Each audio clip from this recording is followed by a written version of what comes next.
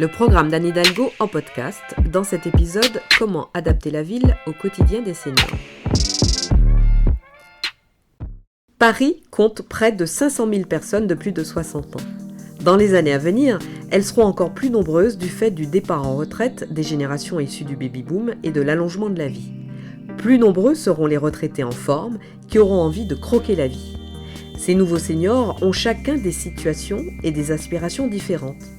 Notre objectif est de changer le regard sur l'avancée en âge. Les seniors doivent être bien informés de ce que la ville peut leur offrir et nous devons mieux prendre en compte leurs besoins et leurs envies. Première proposition. La question de la mobilité des seniors est un défi important à relever. Le code de la rue donnera la priorité aux plus fragiles. Nous développerons des aménagements plus accessibles qui protègent mieux les piétons et facilitent les accès en fauteuil. Et les agents de la police municipale auront pour mission de faire appliquer ce code de la rue et faire respecter les règles de circulation. Les vélos et les trottinettes ne doivent plus rouler sur les trottoirs. La ville mettra à disposition des vélos adaptés à la location ainsi que des aides à l'achat pour permettre à tous et à tout âge d'en profiter.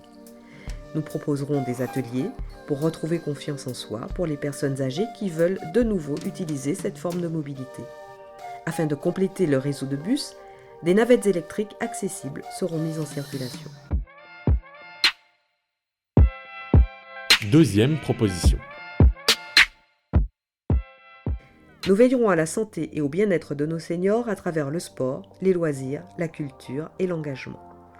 Nous développerons des activités physiques gratuites de proximité pour tous les seniors en ouvrant des places supplémentaires dans le dispositif Paris Sport Senior et en aménageant de nouveaux lieux. Nous nous assurerons que dans chaque arrondissement des centres de santé propose le sport sur ordonnance en lien avec l'offre sportive de proximité. De nombreuses associations réunissent déjà des seniors, notamment pour des actions de solidarité ou de transmission intergénérationnelle. Nous en faciliterons l'accès pour permettre aux retraités qui le souhaitent de s'investir dans notre ville. Nous améliorerons l'offre existante de vacances à tarifs très préférentiels pour qu'aucun senior n'en soit exclu. Ce sera l'occasion de développer plus de séjours de répit pour les aidants. Troisième proposition. Parce que les aidants ont un rôle clé pour la cohésion sociale, nous faciliterons l'accès à un réseau d'entraide pour les déplacements et le soutien en cas de coup dur. Nous étendrons Paris en compagnie, le service gratuit de soutien et d'accompagnement au déplacement des aînés de plus de 65 ans. Nous construirons dans chaque arrondissement un réseau d'entraide de voisins citoyens qui pourront soutenir les personnes isolées et vulnérables, notamment en période de canicule. Nous simplifierons leurs démarches administratives en prenant en compte leur retour d'expérience et nous développerons les lieux de rencontre entre aidants. Bien sûr, nous continuerons à améliorer la qualité de prise en charge des plus dépendants parmi les personnes âgées, notamment en veillant à ce que chacun soit accueilli sans discrimination. Quatrième proposition.